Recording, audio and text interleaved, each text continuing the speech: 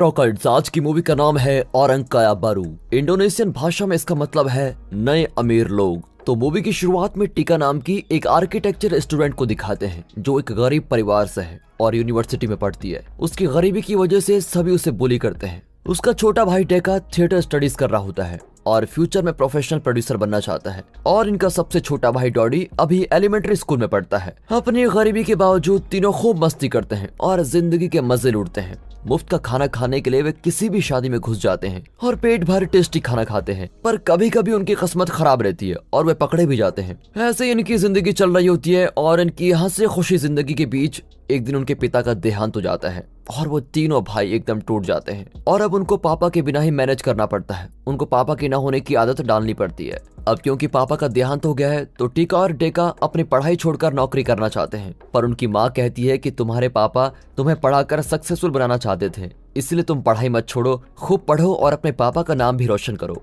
अगले दिन एक लॉयर और उसका असिस्टेंट आते हैं और उनके पिता का बनाया हुआ एक वीडियो दिखाते हैं। वीडियो में पापा बताते हैं कि मैं आप सबसे बहुत प्यार करता हूँ। दरअसल मैं इंडोनेशिया के सबसे दौलतमंद परिवार का वारिस हूँ। 21 साल से मैं एक सिंपल लाइफ गुजार रहा था ताकि मेरी पत्नी और बच्चे सिंपल लाइफ जीना सीखें और आत्मनिर्भर बने।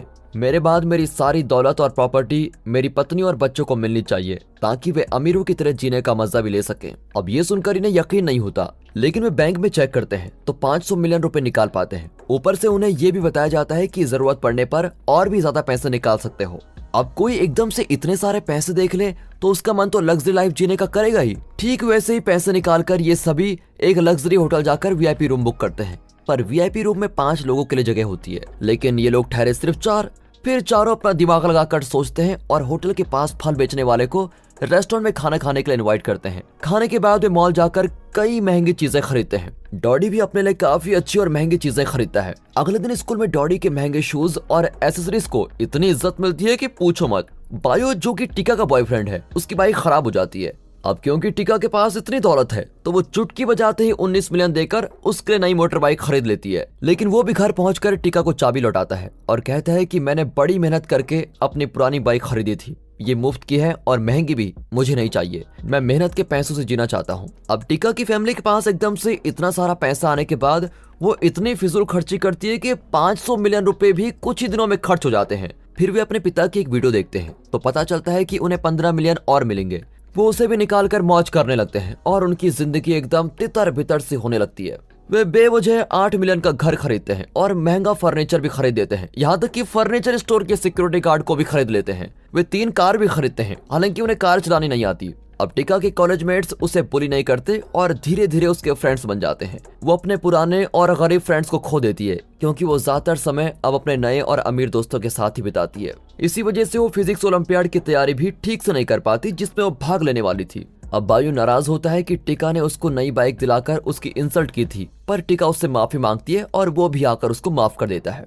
अब डेका का थिएटर परफॉर्मेंस भी पास आ रहा होता है, लेकिन उसके पास इतने पैसे आ गए हैं कि वो एक्टर्स को मुंह मांगी रकम प्रॉमिस कर देता है। उसे लगता है कि उसके पैसे कभी खत्म ही नहीं होंगे। अब उनकी माँ जो पहले गिन गिन कर पैसे खर्च करती थी, अब पैसा पानी की तरह बहाती है।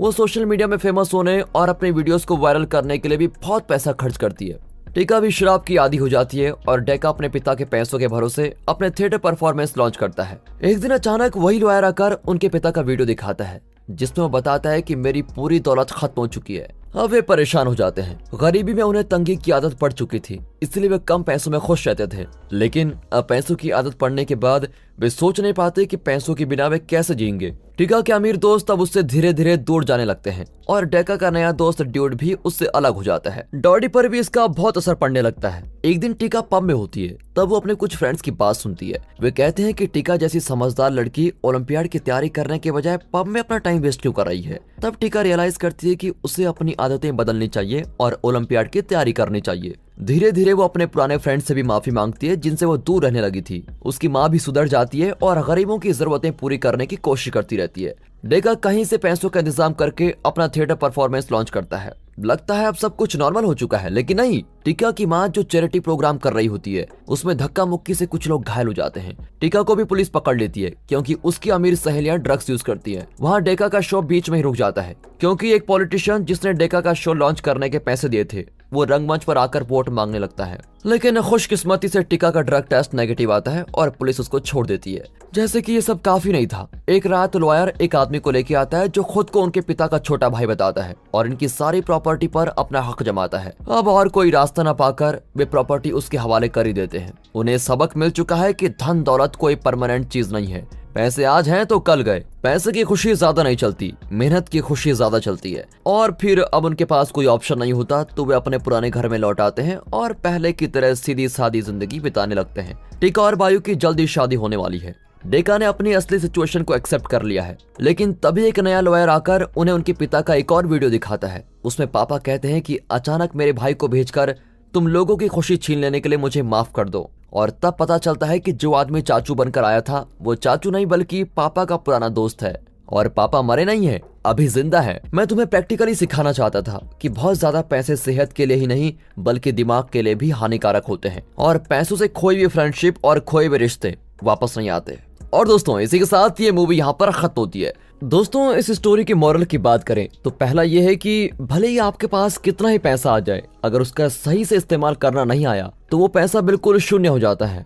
मिला हुआ पैसा कुछ ही समय के लिए रहता है, लेकिन कमाया हुआ धन उसकी बात ही कुछ और है, क्योंकि वो मेहनत से कमाया हुआ है और जिसमें मेहनत लगती है उससे आई चीज की वैल्यू हमें पता होती है कि उस चीज की वैल्यू क्या है। दूसरा यह है कि जैसे कि हमने देखा कि जब फैमिली में इतना सारा पैसा आता है तो सबसे पहले माँ को होना चाहिए कि वो सारा कंट्रोल अपने पास रखे और उन पैसों को हिसाब से खर्चे और हिसाब से ही अपने बच्चों को दे। लेकिन इसमें माँ तो बच्चों से भी ज्यादा खर्चीली है, वो व्यर्थ की चीजों में खर्च करती है। यानी कि एक बात तो सिंपल है कि घर के बड़ों से ही बच्चों को सीख जाती है कि क्या चीज कैसे करनी है। घर के बड़े सही हैं तो बच्चे भी 90% सही होते हैं।